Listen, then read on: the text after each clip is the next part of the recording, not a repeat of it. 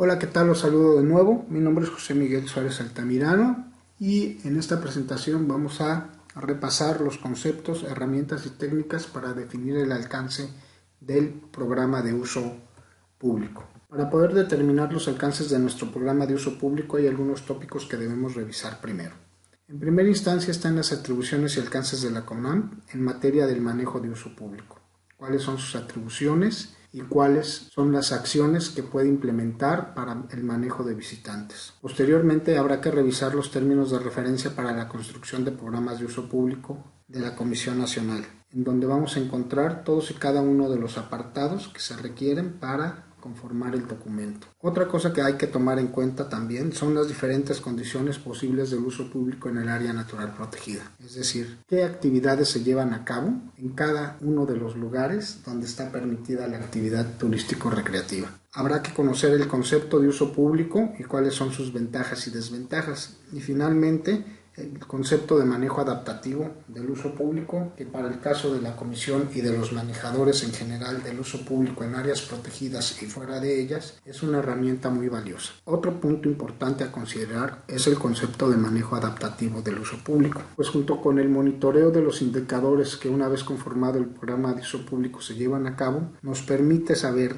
qué estamos haciendo bien y qué herramientas de manejo debemos cambiar o reconsiderar para lograr nuestros objetivos finales.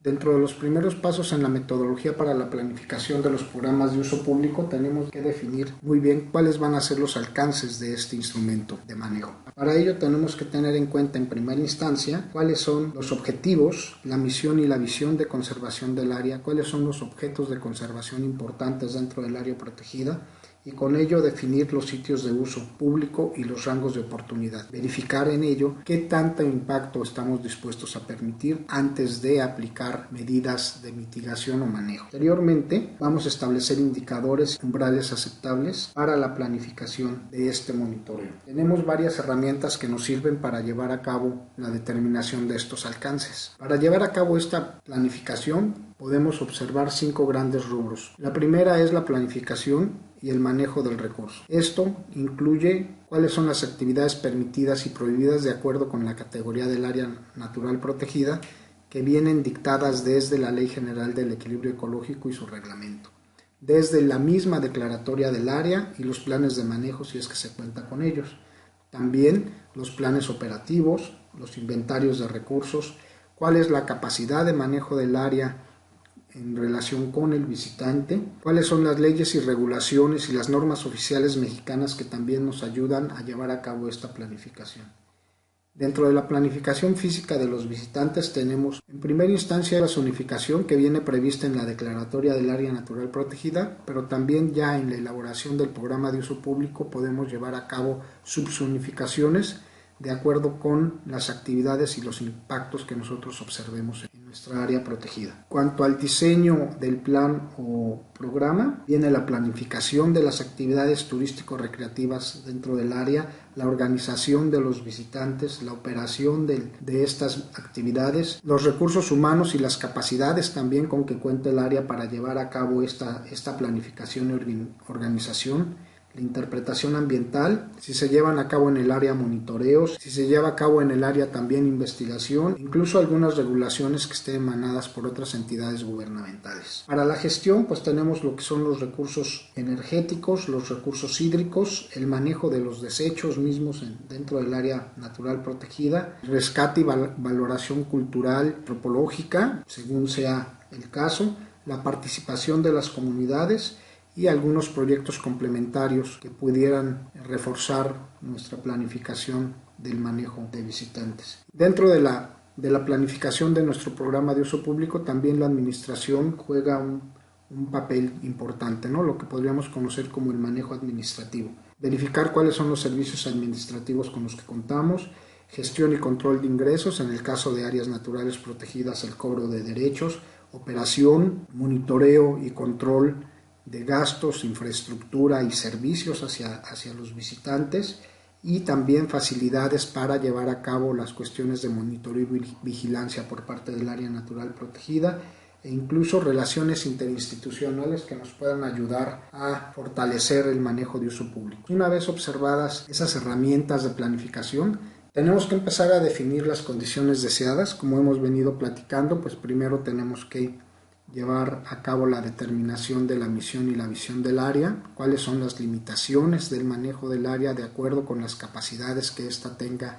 para llevar a cabo las actividades de gestión y manejo en los sitios, cuáles son las preferencias y necesidades de los usuarios, en este caso cuál es la expectativa de los turistas y cuál es la expectativa de los prestadores de servicios turísticos en cuanto al uso del área, y finalmente cuál es la capacidad de manejo que tiene el área para poder organizar y hacer efectivas todas estas herramientas de manejo. Para poder definir las condiciones deseadas para el futuro, ¿cómo es que nosotros vislumbramos nuestra área natural protegida en el mediano o largo plazo con expectativas de manejo positivas? Pues primero tenemos que determinar cuáles son los principios del ecoturismo o del turismo de naturaleza, cuáles son las actividades permitidas y no permitidas y que son acordes con la declaratoria del área, que son acordes con el medio ambiente que se presenta, que sean acordes con la flora y la fauna, y esto pues también va a conllevar al siguiente punto, que son las limitaciones de los recursos naturales. ¿Cuáles son los rasgos únicos del área? ¿Cuáles son los objetos de conservación por los cuales ese área fue decretada? Esto también es una condición que nosotros debemos prever, conservar en el área porque es la razón de ser del área natural protegida. ¿Cuáles son las inquietudes y oportunidades tanto de los prestadores de servicios turísticos, de los visitantes? ¿Cuál es su expectativa de uso del área? ¿Cuál es su expectativa de visitación? Y también la zonificación. La zonificación es una herramienta también importante para el manejo del área natural protegida porque nos permite limitar o prohibir ciertas actividades de acuerdo con los puntos anteriores, ¿no? De acuerdo con nuestros objetos de conservación, con la presencia de especies clave, con la presencia de especies protegidas, con la presencia de rasgos únicos o sobresalientes del área. Por otra parte, habrá que llevar un análisis de la relación entre las condiciones actuales y las deseadas. ¿Qué tanto impacto hay actualmente? ¿Cuáles son las condiciones del área natural protegida hoy en día respecto a los estudios previos justificativos o a la línea base que se tenía para llevar a cabo su decreto? ¿Y cómo esperamos que esta área se encuentre en un futuro no muy lejano, ¿no? ¿Cuáles son las condiciones en las que a nosotros nos gustaría ver este área para poder decir que estamos cumpliendo con la misión y la visión de la Comisión, que estamos conservando el patrimonio natural y estamos conservando los ecosistemas y las especies presentes en ella? Para el caso también donde se tengan vestigios arqueológicos o rasgos culturales importantes, también tenemos que observar estos puntos dentro de este inventario de las condiciones. Y esto también nos va a ayudar a construir nuestros indicadores posteriormente, porque es sobre esas condiciones sobre las que vamos a trabajar el monitoreo y vamos a verificar que se esté cumpliendo el manejo del uso público en el área. Estos indicadores pues, son unidades que nos sirven para medir condiciones actuales, como estábamos platicando hace un momento, pero también cuánto o qué tanto están variando esas condiciones actuales y saber si tenemos que aplicar un manejo adaptativo en el área o vamos bien y podemos seguir manejando el área como lo hemos hecho hasta ahora. Hay estándares que vamos a platicar más adelante cuando revisemos la metodología del límite de cambio aceptable para definir cuáles son esas condiciones y para determinar algo que se llaman umbrales y así tener un grado de flexibilidad en cuanto a los impactos que se puedan permitir en el área y que estos sean manejables y que se puedan revertir en el corto o mediano plazo. Y bueno, por último tenemos que identificar las causas de las discrepancias entre las condiciones actuales y las deseadas. ¿Qué tanto trabajo y esfuerzo nos va a requerir poder llevar a las condiciones deseadas estos impactos que están generados o que se han generado en la actualidad? Los impactos ya requieren de otro manejo, como es por ejemplo la restauración, ¿no? Pero debemos procurar no llegar a ese punto. También tenemos que determinar qué tipo de manejo vamos a llevar a cabo dependiendo de las capacidades del área, dependiendo de las características de las actividades que se llevan a cabo y también dependiendo de las características del área. Podemos llevar a cabo un manejo directo o un manejo indirecto de estos impactos. Por último, voy a dejarles esta pregunta en el aire, porque cada uno de ustedes, dependiendo con las características de su área natural protegida y dependiendo de la visión que tienen de conservación de la misma, tienen que determinar cuál es el estado ideal para el uso público dentro del área natural protegida.